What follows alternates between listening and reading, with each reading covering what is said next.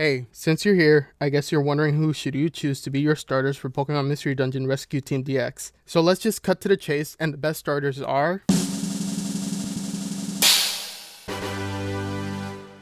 Seriously, your favorites. Honestly, I can't preface this enough. Choose whoever you think are cool or cute and just go with it. It's your game, so experience it with the ones you like. That being said, if you're having trouble choosing, or the type of person who takes advice from the internet seriously, here are some Pokemon I recommend. Charmander, Cubone, Mudkip, Psyduck, and Pikachu. This is by no means a tier list, and also feel free to disagree, but these Pokemon can do fairly well when paired up with the other starters. Feel free to stick around or not. Anyway, let's begin.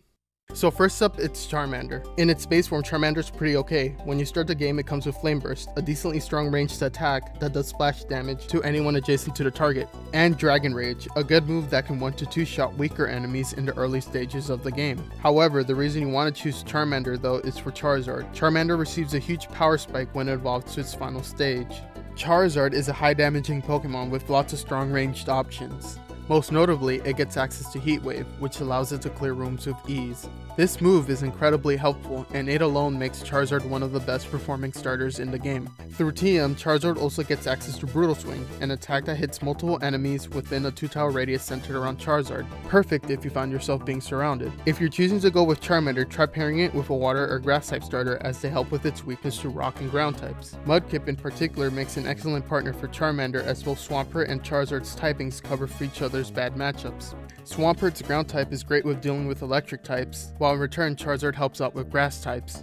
Another option to consider is Cubone and Marowak, as their Lightning Rod ability draws electric attacks away from Charizard and covers for its weakness to rock types, and in return Charizard protects them from grass and ice types. Just be careful to the double weakness to water.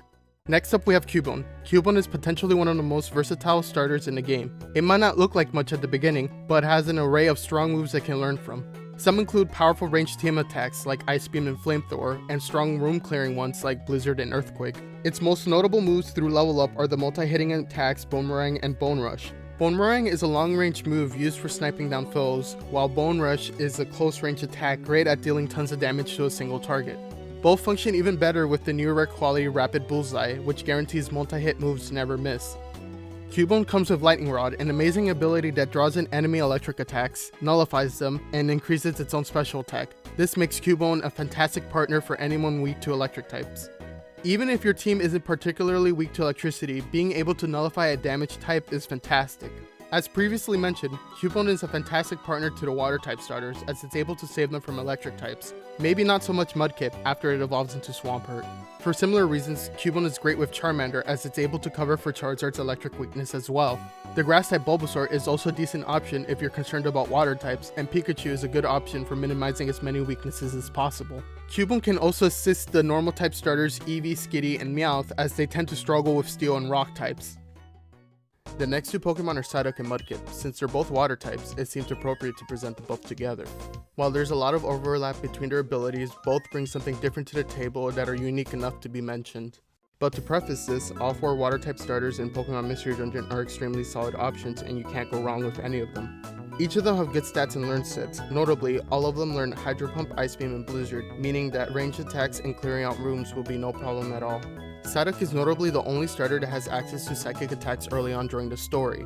It starts out with Confusion and Zen Headbutt, and can learn Psychic and Psyshock through TM. This comes in handy against poison and fighting type Pokemon encountered throughout the early game. It also learns Water Pulse on its own, providing it with a ranged option until it learns Hydro Pump. What really makes Psyduck stand out is Cloud 9. Cloud 9 nullifies all weather effects within a dungeon. While becoming more relevant in the later half of the story and post-game, some dungeons produce or have Pokemon that can create various weather conditions which can leave your team at a disadvantage. It's a useful ability to have that makes sure that the playing field is always leveled. Switching over to Mudkip, this Pokemon is more of an investment.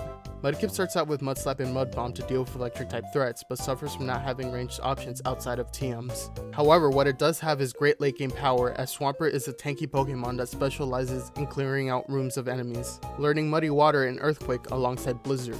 Just be careful when using them while it's in the same room as the rest of the team.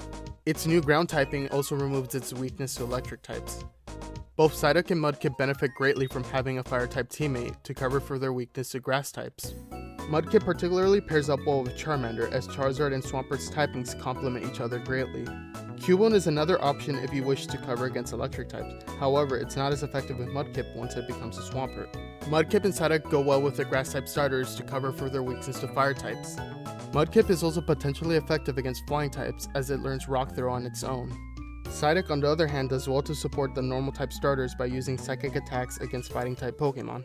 The last recommended starter is Pikachu. Now Pikachu isn't particularly amazing as it lacks ranged attacks in the early game and move variety. It drastically improves when it learns Discharge as it's able to clear out large groups of enemies within a room, but it doesn't learn this move until much later. But what Pikachu does have is the highest base stats of all the starters at the beginning of the game, making it a heavy hitter from the start while also providing some decent utility. It learns Thunder Wave and Nuzzle to paralyze foes and Agility to increase the team's movement speed. Agility is pretty handy whenever there's a need to go on the full offensive or to escape. Pikachu starts out with Grass Knot to help out when facing ground types, and later learns Thunderbolt, an electric move that attacks foes directly surrounding Pikachu. Without going into too many spoilers, Pikachu is able to cover for particularly bad matchups for Trico, Chikorita, Bulbasaur, and Machop. For teammates, Bulbasaur and Chikorita are great because they learn long-range attacks to make up for Pikachu's short range, and when they evolve, they learn Petal Blizzard, a strong room-clearing attack.